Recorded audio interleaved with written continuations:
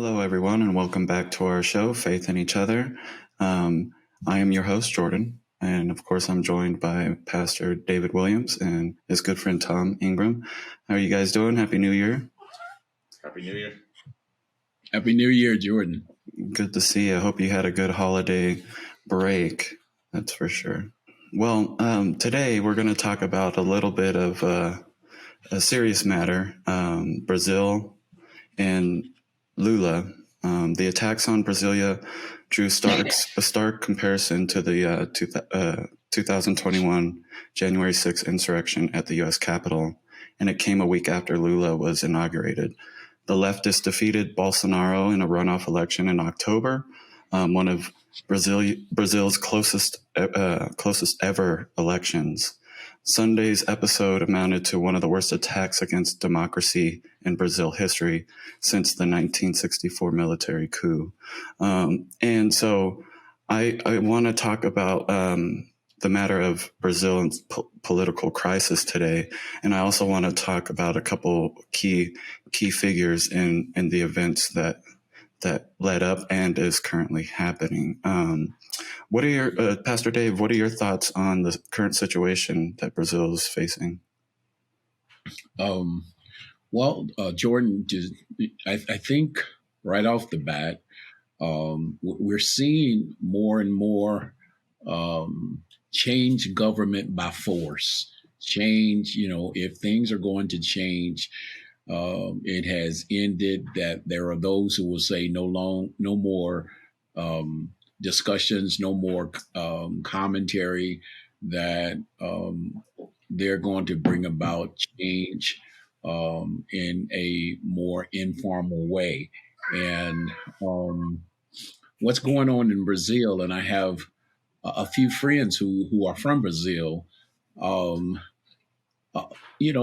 think the hurting part is that you still see leadership, those who aspire to leaderships, not for the sake of the people, but it's for their own personal gain, and they will protect their seats, their power, their position at any cost, and not even thinking about the impact of the country that they are called to serve, and that's becoming more and more clear that people want certain political positions to further their own personal gain, and there are those who will come alongside who believe that if they line up with that person or persons, that I think they're believing that they're going to be part of those who receive some of the spoils. So, I just see that as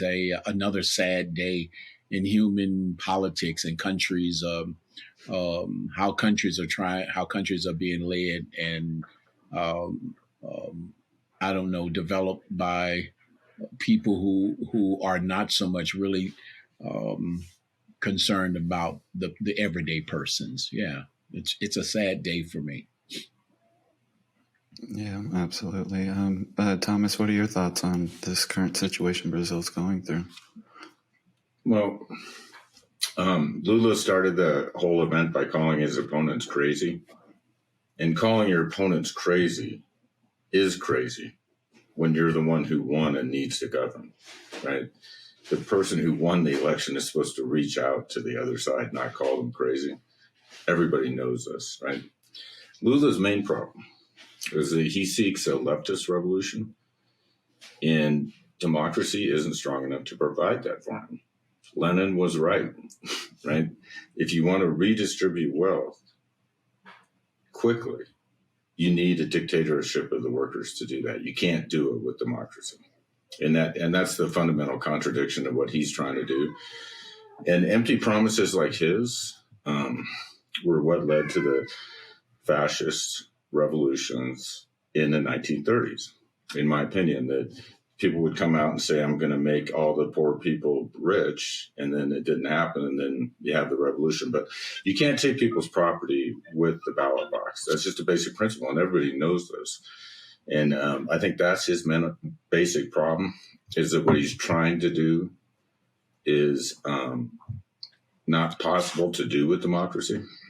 I think if we could tell him, and the thing that I would tell him if I was sitting right across the table from Lula right now, what I would ask him is for an historical example of a situation where a country was in a situation like Brazil with racial problems, inequality problems, and they redistributed wealth quickly and it resulted in a good outcome. There simply are no historical examples, because when you try to do something that radical, it fractures the democracy.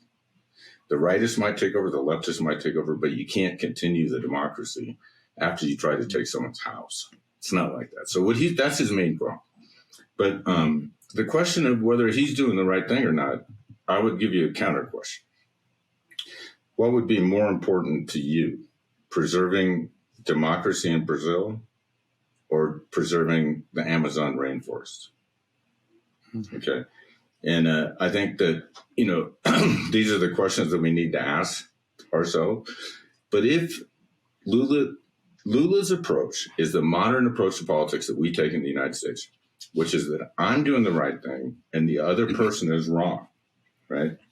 And what we need to do is get to an approach where I'm fighting for my people's interests and he is too, right? It's the same thing, but it's a different way of looking at it. And what I'm disappointed in is not Lula and it's not Bolsonaro, it's President Biden.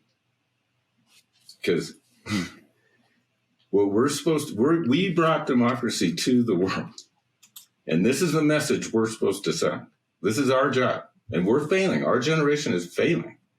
But the message we should send is, that's your sister, get along with her. That's your brother. You two have to get along. You have to shake hands and make up. And what President Biden is saying is, no, she took your food, smack her in the face.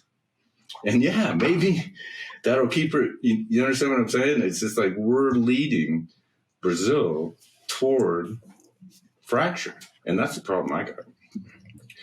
The Bolsonaro guys got 49% of the vote.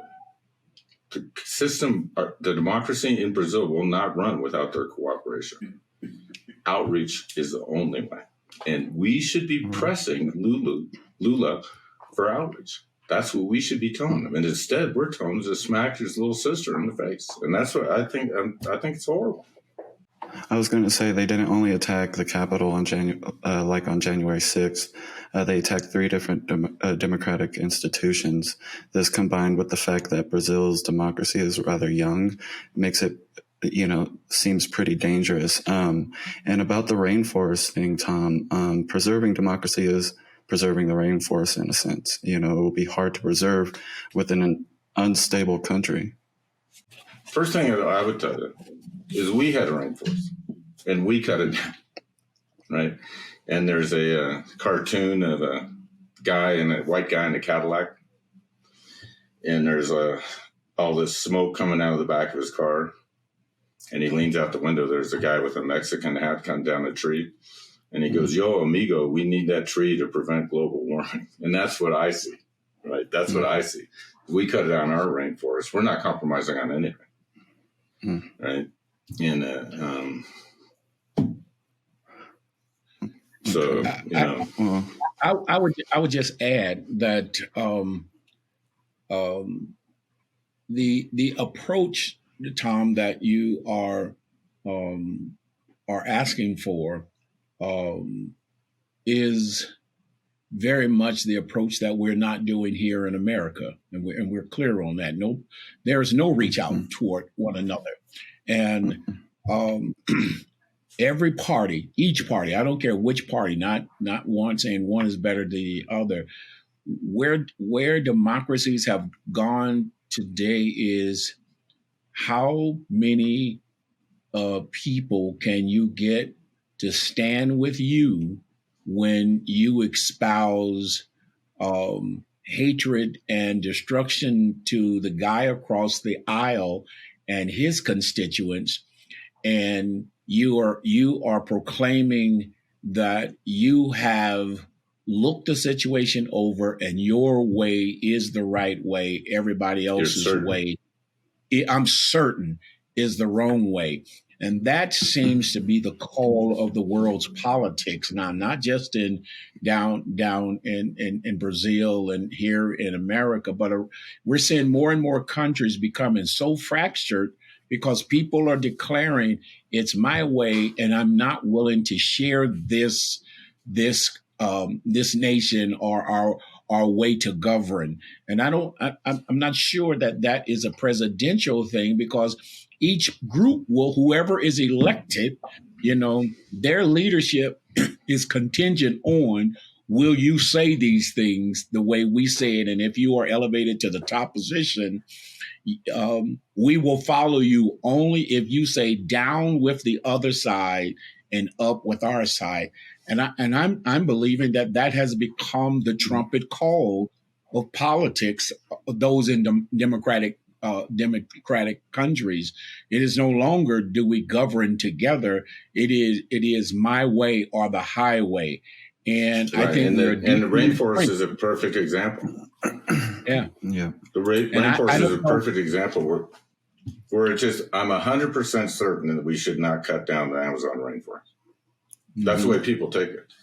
And it's just like, and I think, Americans would rather keep the rainforest than democracy. I really believe that. Mm-hmm.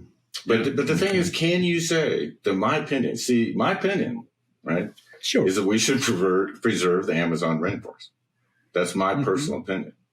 And I think the way we should do it is offer Brazil tons of cash to keep it, That's the way I think we should do it. But here's the thing.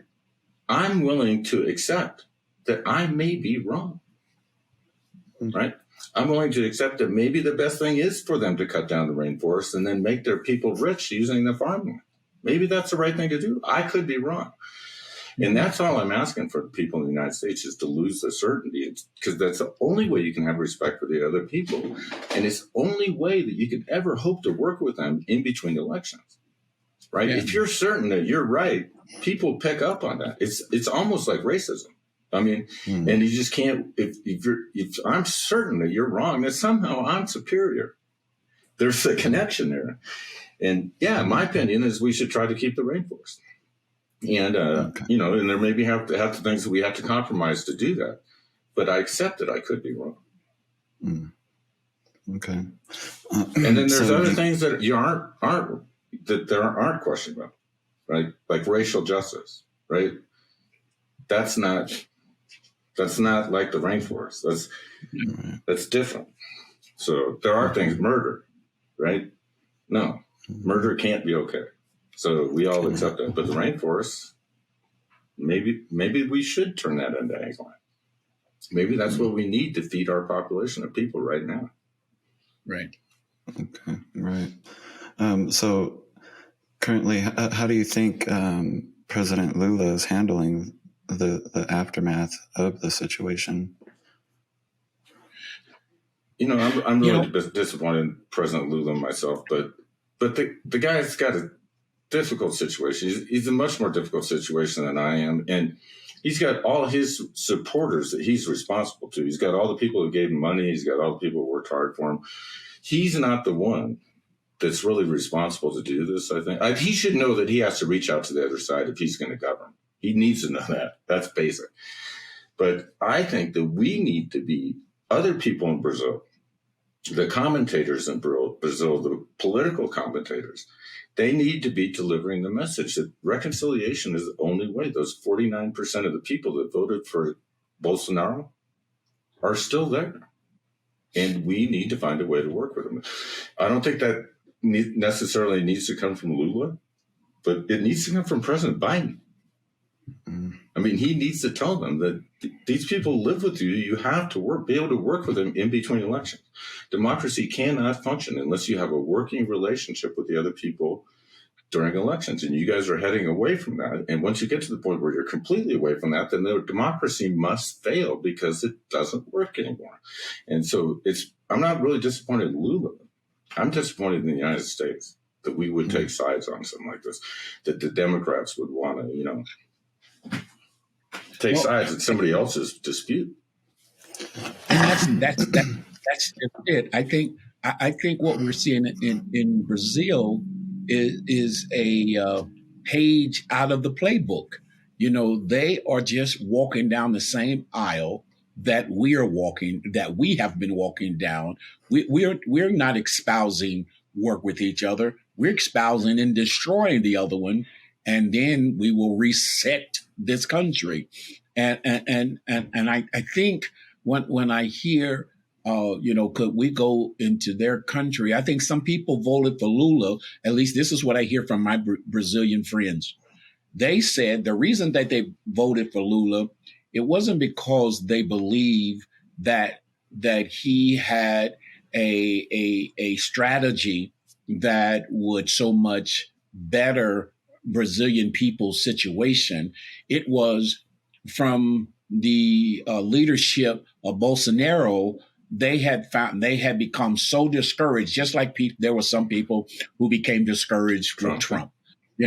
They had become so disillusioned with with Bolsonaro, that they were saying anything is better. But they even said, but we already know Lula was a crook before, but he's the better crook versus the crook we got. Yeah. And so to me, that's a sure sign we don't have a healthy government. When I have to hire, Al Capone, to run the country, just so John Dillinger doesn't get to run the country, I'm not really choosing. I don't really have a hope to go. And I think people, the everyday person in all of these democratic countries is saying, we are up the creek without a paddle. We really don't have men and women who are saying, for the sake of the whole, we've got to do different. We are getting people who are trying to succeed to these high-level positions, presidents and Congress and Senate, who are automatically saying, I'm going to do away with the bad guys and I'm going to fix your pot. And you got people saying, I really don't believe in you. I got to cast the vote, but I have no hope in our country ever being right, because they've watched their sons and daughters, their mothers and fathers, bread taken out of their hands, money taken out of their hands, medicals taken out of their hands. And everybody is promising when they're in that position, if you elect me, I'm going to do right by you. But they're going, I already know your track record. And so right now they are caught between a rock and a hard place. And I think even if America were to come in and say, hey, guys, let's all get along, I think they would look at America. They would look at Biden, or they would look at the Congress or our senators and says, how in the world are you guys going to tell us to get along and work together when you guys, cheer when the other one is in default? Right. When the other one is breaking. We don't want to hear from you guys, because your proposal of what democracy looked like is not what the world even says it looks like. And so, I know we're going to get to this later on, but, both sides have been behind the curtain meeting with people, from these countries and saying, I'm going to tell you what to do on your side. I'm going to tell you what to do on my side. And that is just, we are just totally out of whack right now. And we're just seeing copycat democracies copycat what we do. Remember, we're the superpower nation. We're the nation who just says we're number one, we're the smartest, we're the brightest, we have more resources. And people, I think, are taking notes. Oh, this is how you do it when you're a superpower and you treat your people like this. And I think they're just repeating, they just got a copy of our handbook. And they're doing what we do. But what Reverend was saying is something that I really believe, that there's a lot of people in the middle that are pretty disgusted by both sides. Yes. And they just don't know where to reach. Because what you were saying, yes. they just don't know where to reach. And that's what this podcast is supposed to be. Right? Mm-hmm. Is a place for the moderate people to reach, that what we need is faith in each other above anything else.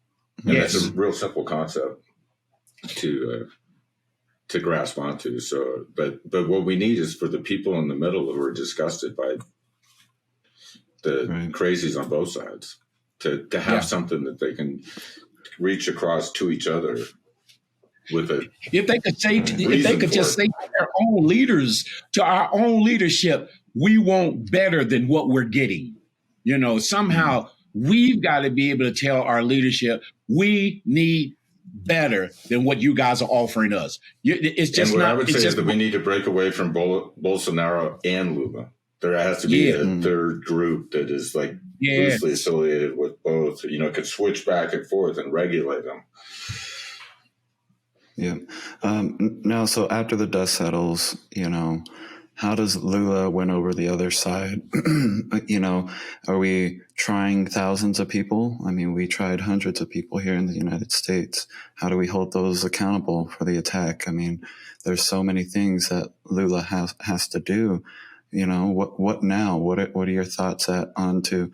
I mean, Tom, you mentioned outreach, but if we were to outreach, like Pastor Dave said, they're like, I don't want your advice. You guys can't even get along there. So how can it come back? What do they need to do? Yeah, no, I think that if we delivered that message, it would be the ultimate of hypocrisy, like the Reverend was saying. I mean, I get it. I mean, we're doing what Trump did. So yeah, because we're leading in the wrong way, right? That's what I think, is that we brought democracy on the world. We understood what it was for a long time, but we've forgotten over time.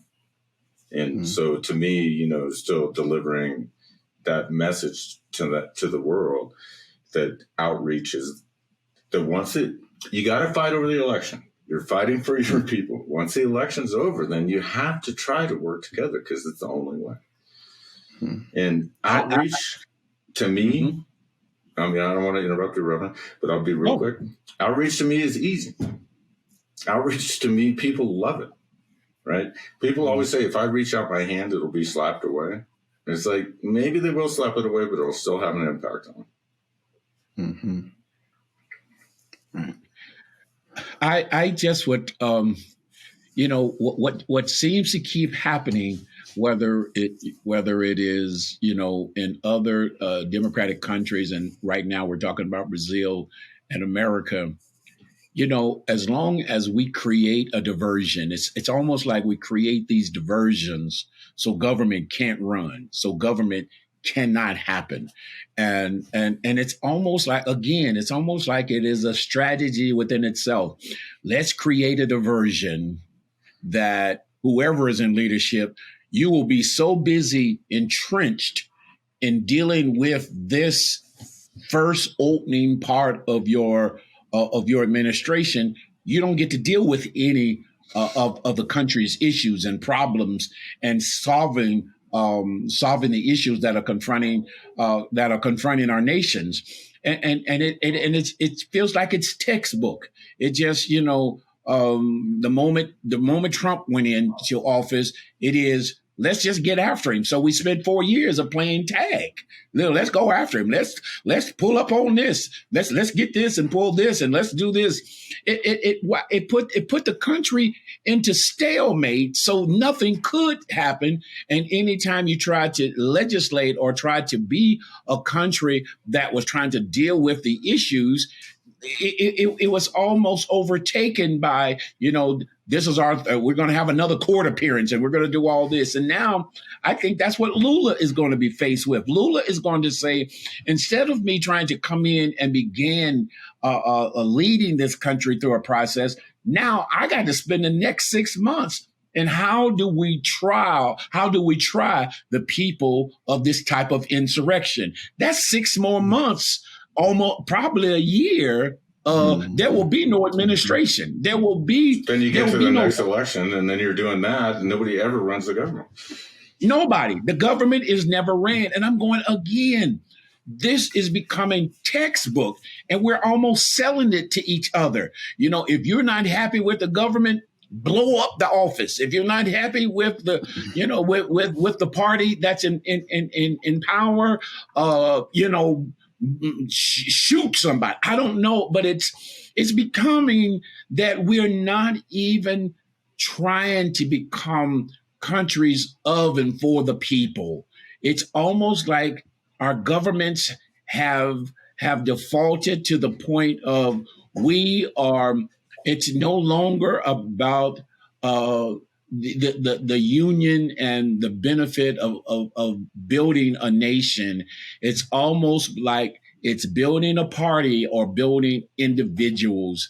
And that, to me, in the long run, is going to be the downfall of democracy, because democracy was supposed to be about providing that two people with opposite opinions could come together and talk about what was good or bad or best for a country and come to some type of civil agreement. But today you win, tomorrow I'll win, and we'll go home and have chicken together. But that's no longer the issue. It is, you don't agree with me, I don't agree with you. All of my constituents say, I don't like you. You are the devil. You are a pansy. You are any and everything that is opposite to the holiness of our nation. So then you don't really matter. And I think that hamstrings the government. And instead of our politicians owning and seeing that, it's like they're coming more and more entrenched and doing that kind of battle. And I think Lula can't, whether it's Lula, whether it's Biden, whether it is Trump, I don't think nobody can govern, even if we don't even give people time enough to govern. You know, we're already saying, nope, you're not one of us. So no matter what you say, we have groups of people who are ready to denounce any and everything that you are trying to espouse. We don't want it. And so then I think Lula is going to be handicapped. Lula is going to try to say, I'm going to prosecute the people by the law. And see, again, all of our countries have laws. You break the law, you break a law, we have answers to those laws. But now we got to debate, well, how much do we answer the law? How much do we follow the law so we can get along? No, if I get along with you, then my people are going to say you didn't carry it far enough. And it's just, we are becoming more and more and more less of a country of the people. And one of the things, Tom, we've talked about over and over on this podcast is, this to me feels like we are headed for some type of single authority that's going to come in, and you're going to see a dictator of a sort says, I will make all the answers. I will take all of the blame or all of the success. You will have to listen to me. And I think we're definitely seem to be headed toward that process, because we can't do anything right now for and with each other. Right. And scary thought, definitely. Now let's talk about some key players in this whole situation. Late Sunday, Supreme Court Justice Alexandre de Moraes ordered the immediate suspension of the governor of Brasilia for 90 days, accusing him and the district's head of public security of abetting the unprecedented attack on the country's capital. What are your thoughts on this situation? Is it going to yield any positive outcomes? I'll start with you, Pastor Dave. I just don't. I think what happens, it is, we always need a fall guy. We need somebody to take the rap. And instead of trying to get to the core of the problem, somebody just got to be sacrificed. And I would assume this guy is, been listening. He may have been in connection with Bolsonaro and his party and others who would lead this type of demonstration. But I just don't think this is the answer. This is not the answer that's needed. I think it's another deflection. The country has more issues than, did this guy do it and did he do it alone? I think this is just one of those political moves to get brownie points with his own party or with his own group. But I don't see this doing anything to help what's nationally going on at all. No. Okay. Tom, what are your thoughts on that situation?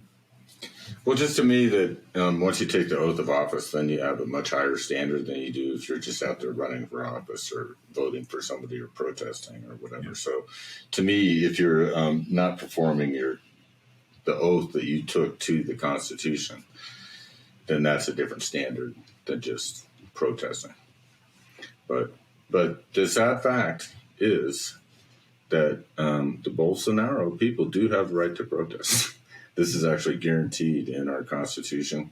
And I think, Reverend, you have some historical references in our own country where protests, resulted in tremendous change. So, and a lot of people called on Dr. King to stop because, his protests generated violence and armed economic activity. But, protest is the last voice of the people who don't have a voice or whatever he said. So the Bolsonaro people really do have the right to protest.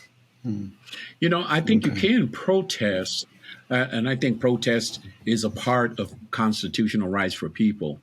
But when it teeters on treason, or when it teeters on I'm going to destroy the country to get my way, it's no longer protest. And I think that's what we got to make sure we can cut between. It is, are people protesting, or are people saying, I'm going to take down the government to reposition a new government? That's a whole different thing. And I think that was the question. But they did accuse Dr. King of that, though. Oh, yes, very much. That exact accusation was. Yeah. And that's just been it. I think in history, when people have protests, you remember you're easily to be labeled. You can be labeled real quick. The protesters can be labeled real quick. You're communist. You are socialist. You are all these things because people don't want to acknowledge that the everyday person has rights. And so to get groups against one another, you just start painting labels on them. Those are not really national people. Those are not one of us. They're trying to take our country. And I think those are the dangers, that we can create a fear from people's rights to say, hey, something is wrong. I just say we just got to be extremely careful. Protest that just says I want to overthrow the government. Now that's not protest. That's treason. And we want to. Yeah, where that is hazy. Yes, right, exactly. It gets real hazy. That's exactly right. It gets real hazy. Yeah. But to me, what's happening is I'm saving the rainforest. That makes me good and you bad. Yes. And then the protest said, well, we're still not going away, but we're still here. Yeah. You want to ignore us because you're certain that you're right. But the protest says, no, I'm still here and I still have to be heard. Even if I'm still here. Of the population, or 12. Yeah. Yeah. Mm-hmm. Yeah. The Lula administration actually launched immediate and coordinated response to the invasion. Hundreds of arrests were made on that day, a stark difference to what happened here on January 6th. Now let's talk about a couple other connections that we have, like revisiting Brazil's connection with MAGA, right-wing politicians, and even the CPAC, which is the Conservative Political Action Conference, which was dubbed in Portuguese out there. And another person I would like to actually bring front, one of the main people we'd like to speak about, Bolsonaro. While he was in power, he weakened protection for the indigenous, the LGBTQ community. He attacked the courts, threatened elections. He was dubbed the Trump of the tropics, right? And so with that being said, how much involved is Trump with the Bolsonaros, I guess his father and son Bolsonaros, Jair and then Eduardo? So what do you think on that? I think in Trump's heyday of his presidency, Trump set a standard for a lot of other fighting parties in their countries to kind of get some traction. They watched Trump and see how much leverage could he wield, and some took position from that. They were going, this guy is an outsider and he is, rearranging the government. He is getting things done for people. And I think his persona was gravitated to by a lot of people around the country.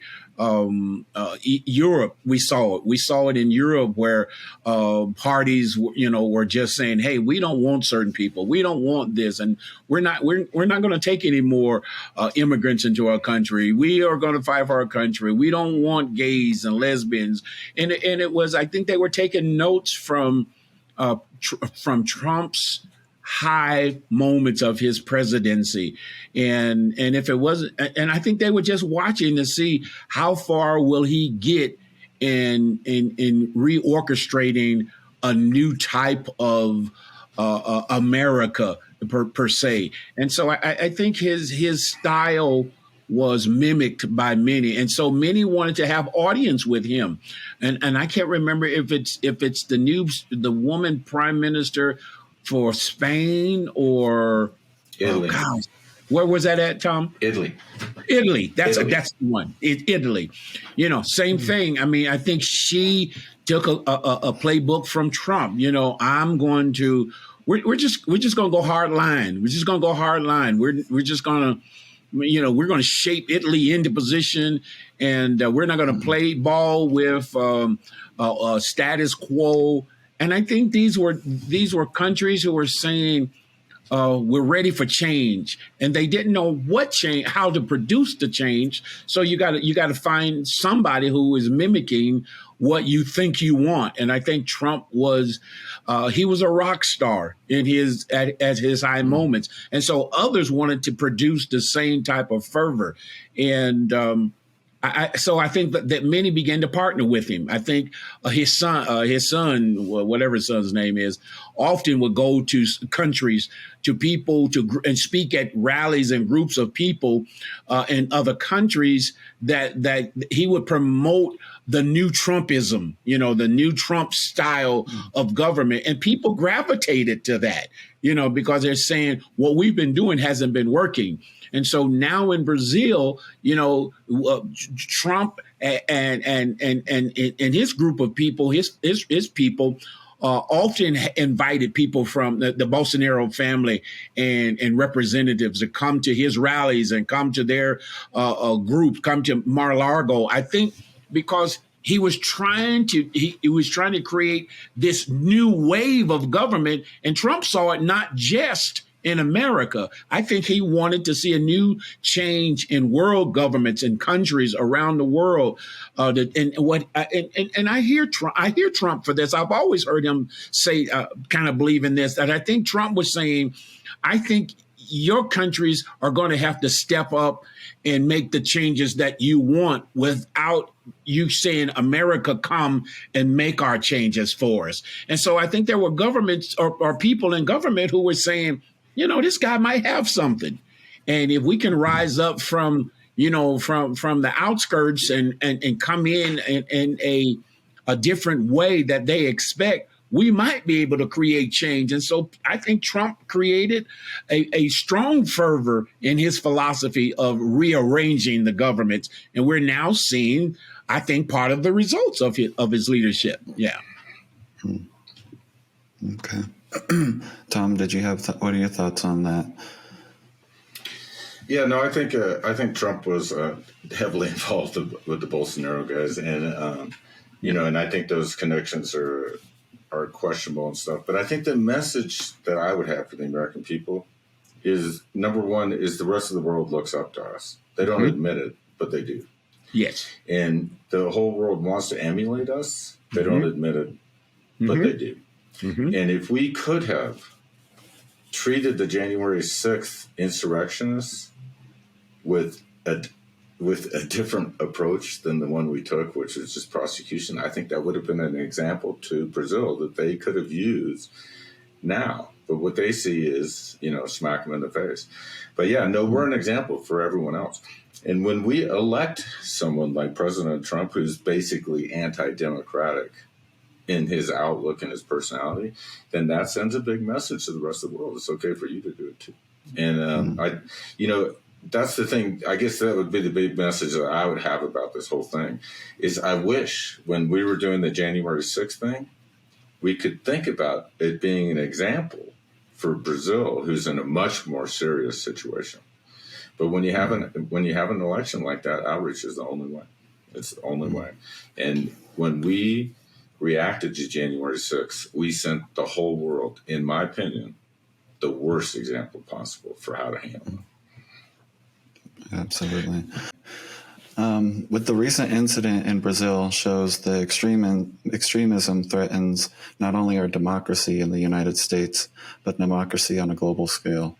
Extremism on both sides of the political spectrum acts as a wedge that intends to divide.